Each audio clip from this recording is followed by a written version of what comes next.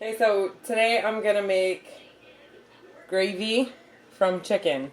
And you can do this gravy from any meat you want. So say you cook a roast and you take the roast out and there's a lot of juice left, you can make beef gravy the same exact way. You can do it with any meat that you roast in an oven and have the juice left over. You do it this exact same way and you come out with an awesome gravy every single time. So here's what I'm gonna do. First, obviously I roasted a chicken.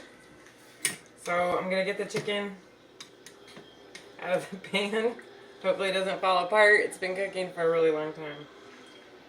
So I'm going to get my roasted chicken out of its pan. Put that to the side so that it can rest. Okay, and then the next step, after you get your chicken out of your roasting pan, there's going to be this liquid, if you see this. Okay, this is the leftover. Okay, now, when I roasted the chicken, I seasoned it with garlic powder, onion flakes, a little bit of beer can chicken seasoning, and a little bit of parsley, and then I let the, and some chicken broth, some powdered chicken broth, which is, this here is what I use.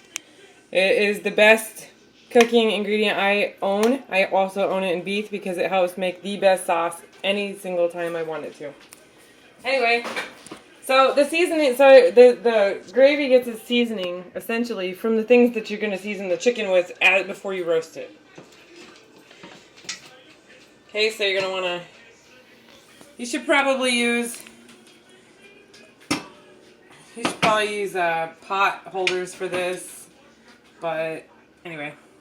Alright, you're going to pour it into a measuring cup.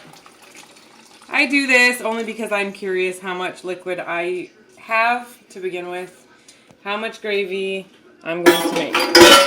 So we're going to set this aside.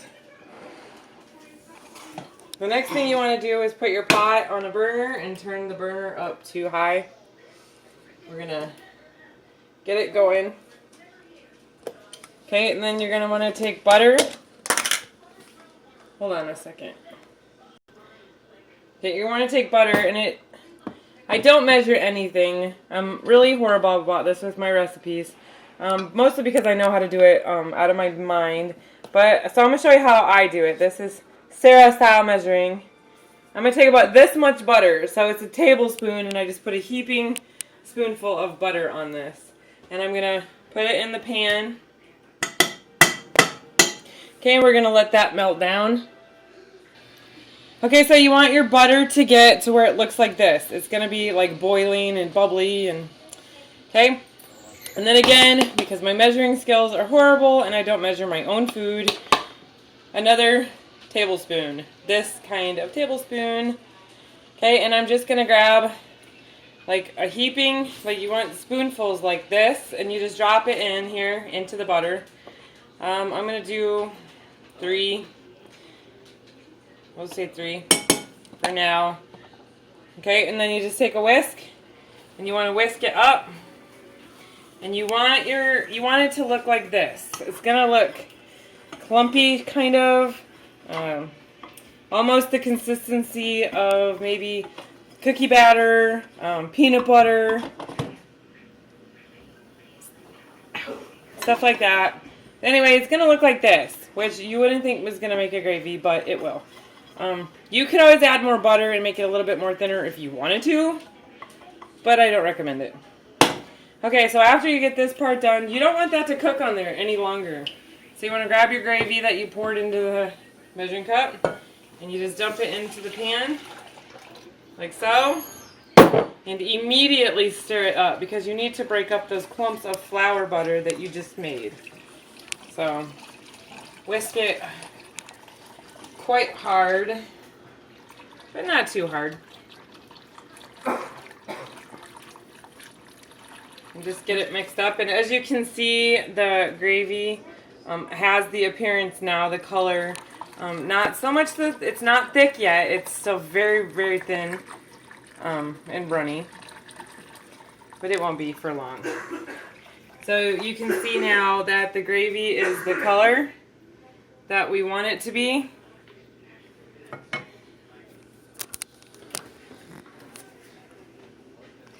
It's a nice, you know, again, it's not as thick as it's going to be. It's going to get thicker. This is just the beginning. Okay, so you want to let it sit for a few seconds, 20 seconds. Maybe if you wanted to, you could get it to a boil, but I don't leave it for long or you're going to end up with a pot full of boiled gravy because the flour will settle to the bottom and it will burn and you will ruin it all. So you don't want to do that. Okay, so we're going to just keep mixing and mixing.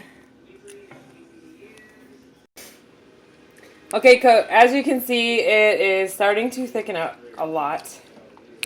It depends. You know, you can stop at any consistency you want. So if you like your gravy a little bit runny, stop now. I prefer mine to where if I dip my chicken into it, the gravy is going to stick to my chicken because that is just how I think it should be. Anyway, this isn't as thick as I wanted it to be. So I already had added my own flour and everything at the beginning. You could let it cook down. It'll get thick, but I'm in a hurry because I have hungry children to feed. So what I did is made this little concoction here. Okay, this is flour and water. Okay, and because I want this to thicken up quicker, I'm gonna pour a little bit of it into the gravy. And then you're gonna mix again. And you only put in a little bit at a time until it's at the consistency that you want it and hope that it will be at. So we're gonna mix it up. And it's getting a little bit thicker. It's starting to stick to the whisk. But it's still not as thick as I want it. So I'm going to go ahead and pour in more. And try not to get it all over your burner like I just did.